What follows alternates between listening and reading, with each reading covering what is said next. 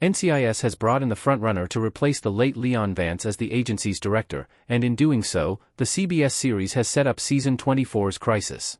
It's been nearly 2 months since Vance was killed off in NCIS's 500th episode, bringing Rocky Carroll's tenure on the series to an end after nearly 20 years. Though last week's episode finally saw the character's death being fully avenged by Leroy Jethro Gibbs, the question of who will succeed Vance as the director of NCIS remain. In the weeks following Vance's demise, the agency has been run by a series of off-screen interim directors, with no indication of who's been looked at to take over the agency. By the end of the NCIS Season 23 finale, there still hadn't been anyone selected to sit in the chair. However, a familiar face did return in Sons and Daughters, gunning for the job, Seamus Dever's Gabriel LaRoche. LaRoche was a thorn in the NCIS team's side throughout Season 22. While it was later revealed that he wasn't the full-blown villain they thought he was, that doesn't mean he doesn't have any antagonistic features.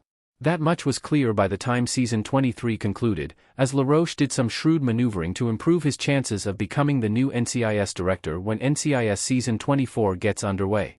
Gabriel LaRoche is gunning to replace Vance in NCIS Season 24, explained CBS. The last time LaRoche appeared on the NCIS series was in the Season 22 finale, where he explained that he was installed as the deputy director of NCIS as part of a Department of Defense operation. When the team unwittingly interfered with his mission, he passed along to them the responsibility of taking down the Nexus cartel.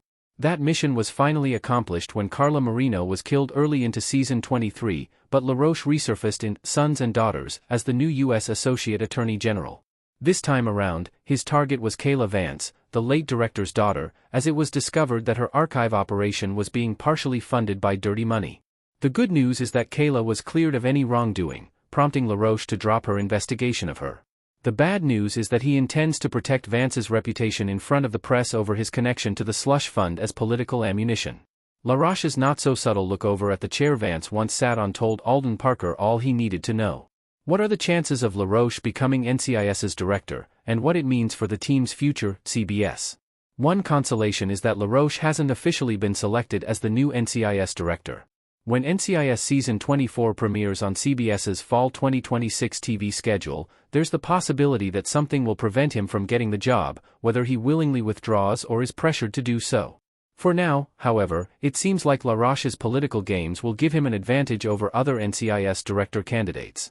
LaRoche also indicated he'd dig out skeletons in Parker's closet if the agent tried to interfere with his career aspirations. Parker said he had nothing to hide, but since it was implied he helped Gibbs kill Wayne Rogers, he may need to start worrying about LaRoche finding out about this. If LaRoche becomes the new NCIS director, it stands to reason he'll be much more adversarial with the main characters than Vance ever was. That being said, just because he might get the job doesn't mean he'll be in it for the long haul. It's entirely possible this would be temporary, and that LaRoche would vacate the job later in Season 23, thus paving the way for a true permanent Vance successor. One thing is clear, LaRoche isn't done making moves on NCIS. The question now is how many he'll successfully pull off and how long the main characters will have to deal with this new crisis originating from someone they hope to never see again.